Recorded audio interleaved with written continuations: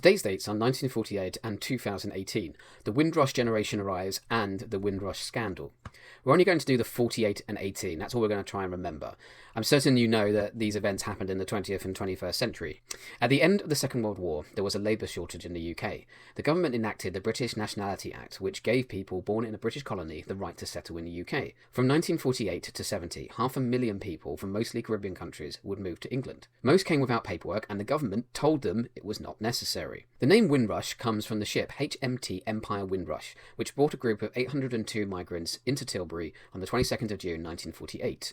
The arrivals were housed in Clapham South Deep Shelter. Despite the Act of 1948, some of this immigration was not welcomed. Many assumed the new workforce would be from the white settlers in the colonies. Regardless, West Indian immigrants plugged essential holes in the economy and integrated as British citizens. The image of them disembarking from the ship symbolises the beginning of Britain becoming a modern multicultural society. The Windrush Scandal began in 2012, when the hostile environment policy came into effect under the new Conservative government.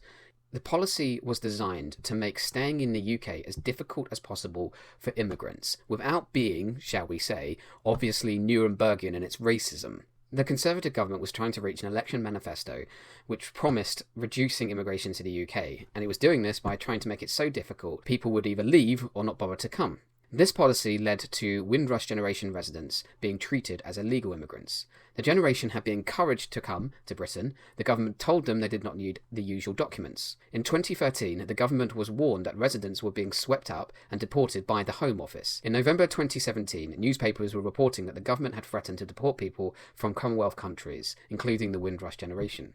In Parliament, Jeremy Corbyn raised the issue with PM Theresa May, and the scandal became known as the Windrush Scandal. In 2018, the scandal was being widely reported, and the British public were more aware that British citizens the government had guaranteed citizenship to were being removed from the country. The same year, Amber Rudd, the Home Secretary, resigned from her position for lying to the Home Affairs Select Committee. In 2020, an independent review concluded that the Conservative-run Home Office had shown ignorance and thoughtlessness in ruining people's lives and deporting them abroad, some to a country they had never seen before, as the UK was all they had known. The Windrush Scandal is typical of UK government's strategies to limit immigration without caring for the cost of human lives and the effects on British citizens who were encouraged to come to this country and who made the UK what it is today.